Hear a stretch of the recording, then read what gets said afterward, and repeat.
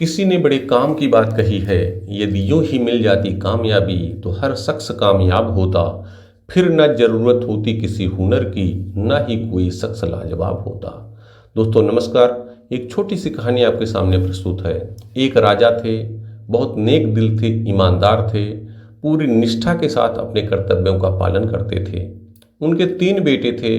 धीरे धीरे उनकी उम्र हो रही थी तो उनके मन में यह चिंता हो रही थी कि अपने किस बेटे को युवराज बनाएं, किस बेटे को राजा बनाएं। मन में सोचते रहे, विचारते रहे। फिर एक दिन उन्होंने तीनों की परीक्षा लेने का निर्णय किया। तीनों को दरबार में बुलाया और जब सब लोग और मंत्री वगैरह सब आ गए तो सबके सामने उन्होंने फिर माली को बुलाया और बेटे उनके बैठे थे। तो उन्होंने कहा कि बेटों, अब मेरी धीरे धीरे उम्र हो रही है, मैं चाहता हूँ आप में से किसी को युवराज बनाऊं। तो आप तीनों की परीक्षा होगी, आपको एक काम दिया जाएगा, आप लोग ईमानदारी से उसका पालन करना और जो भी निष्ठा से अपने काम को करेगा आप में से किसी एक को राजा बनाया जाएगा। तो जो माली को बुलाए थे, माली अपने साथ एक पोटली लाया था, वो एक एक तीनों को दे देता है। तो राजा कहते हैं कि ये तीनों आपको बीज दिए जा रहे हैं और आपको एक गमला दे दिया जा रहा है, आप उसमें जाइएगा, ये बीज डालिएगा और इसकी देख रेख करिएगा। 6 महीने बाद मैं पुनः इनको चेक करूंगा कि आपने कितना देखभाल किया, कितने आपके पौधे ग्रो हुए, कितने बड़े हुए। और आप लोग अपने लेकिन कर्तव्यों का निष्ठा से पालन करिएगा, ये ध्यान रखिएगा। तीनों बेटे अपने अपने पोटे लेकर के चले जाते हैं। तो जो बड़ा बेटा वहाँ से निकला, अब वो सोच रहा मन में कि कौन सी परीक्षा ले रहे हैं पिताजी। बीज दे दिए, गमला दे दिए, जाओ डालो, उसको देखभाल करो, पानी दो उसमें। अब वो जाता है धीरे से, फिर अपने एक नौकर को बुलाता है, बीज उसको दे देता है और कहता ठीक है। और बीच में लेकिन वो जाके देख लेता है। तो 15 दिन बाद, 1 महीने बाद देखा, फिर वो दूसरे कामों में लग गया। फिर दूसरा वाला जो था उसने कहा नहीं, पिताजी ने जिम्मेदारी दी है। वो थोड़ा निष्ठा से करता है, 1 महीने तक लगा रहा, 2 महीने, 3 महीने, लेकिन हो ही नहीं रहा है क्योंकि उसको उसका ज्ञान ही नहीं था कैसे वो करे। कभी उसने गमले में तो देखभाल की नहीं। 3-4 महीने हो गए, उससे बीज कुछ पौधे निकल ही नहीं रहे हैं। फिर उसने अपने एक दोस्त की मदद ली और दोस्त आया और उसने उसकी हेल्प कर दी। फिर देखा तो उसमें हरियाली आने लगी।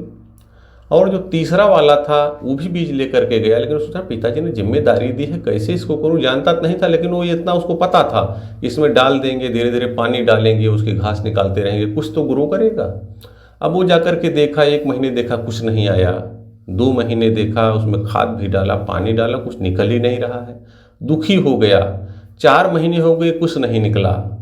5 महीने हो गए तो भी ऐसे ही रहा, लेकिन अब वो बहुत दुखी था। 6 महीने बीत गए तो मैं वो समय आ गया जब सबकी परीक्षा होनी थी। राज दरबार लगा, सभी मंत्री आए, राज के प्रतिष्ठित लोगों को बुलाया गया, राजगुरु को भी बुलाया गया, प्रजा आ गई, सब बैठ गए। अब तीनों बेटों को बुलाया गया। तीनों गमले लेकर के आए। तो बड़ा बेटा जो गमला लाया उसमें बड़े अच्छे अच्छे पौधे निकल आए थे, हरे भरे थे, बड़े हो गए थे। राजा देख के बड़ा खुश हुआ, वाह मेरे बड़े बेटे ने देखो कितना निष्ठा से अपने कर्तव्यों का पालन किया, इसको जानकारी है कैसे पौधों को बड़ा करना है। दूसरा वाला आया, उसके पौधे में थोड़ी हरियाली थी, बहुत अच्छा नहीं था। राजा देखा, थोड़ा खुश तो हुआ, लेकिन देखा कि इसका तो कम ही है। फिर तीसरा वाला है जो बहुत दुखी था, एकदम लेके आया, उसमें कुछ भी नहीं है, एकदम दुखी हो गया। राजा भी देखने लगा, बहुत गौर से देखा, उसमें तो कुछ भी नहीं था। तब राजा ने फिर उस माली को बुलाया। माली से पूछा, माली क्या तुमने सबको एक ही प्रकार के बीज दिए थे? तो माली ने कहा हाँ, हमने तो एक ही प्रकार के बीज दिए थे। फिर राजा ने अपने एक मंत्री को, विश्वसनीय मंत्री को बुलाया कि मंत्री जी बताइए कैसे रहा, 6 महीने कार्यकाल इन्होंने क्या किया, कैसे ये हो गया, एक में कुछ नहीं आया, एक में छोटा है, एक में बड़ा है। तो मंत्री जी आए, बताए कि राजन मैं इन तीनों को, आपके तीनों बेटों को देख रहा था, मेरे गुप्तचर इन पर निगाह रखे हुए थे। आपके बड़े बेटे ने क्या किया, ये गए 15 दिन, 1 महीने, इसके बाद इन्होंने अपने नौकर को बुलाया, उसको बीज दे दिया। और वो नौकर जो गया वो लाया, दूसरे बीज इसमें डाल दिया, वो बीज तो डाला ही नहीं, वो डाला तो उसको फिर हटा दिया पूरा। और उसका नतीजा है कि ये बीज इसमें ग्रो कर गए।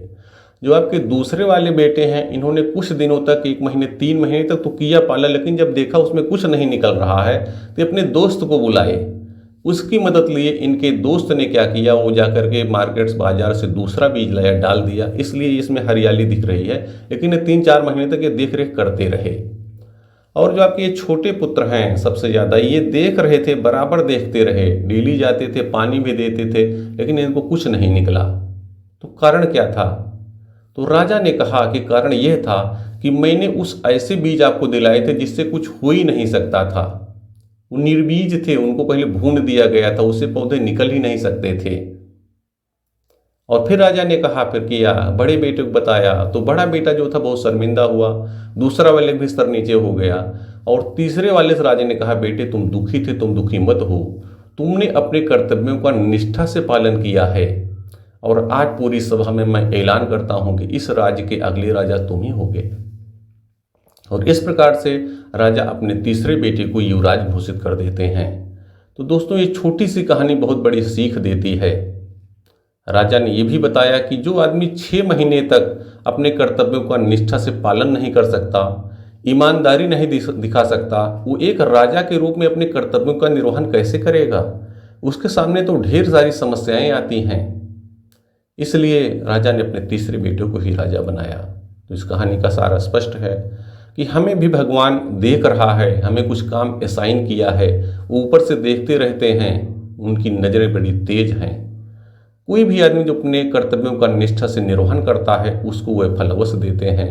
तो ऐसा मान के चलिए भगवान ने आपको एक जिम्मेदारी दी है, आप उसका पालन कीजिए और बहुत सारी आप अपने कर्तव्यों का निष्ठा से निर्वहन करें। इसके लिए उन्होंने बहुत सारी वस्तुओं को आपको प्रदान किया है, वस्तुएं आपको प्रदान की हैं। तो जो भी भगवान ने आपको दिया है उनके प्रति आप कृतज्ञता का भाव अपनाइए और अपने जीवन को बेहतर से बेहतरीन बनाइए। याद रखिए कि ऊपर वाले न भूल करते हैं न भूलते हैं, वही आपके अच्छे और बुरे कर्मों का फल अवश्य देते हैं। बहुत बहुत धन्यवाद।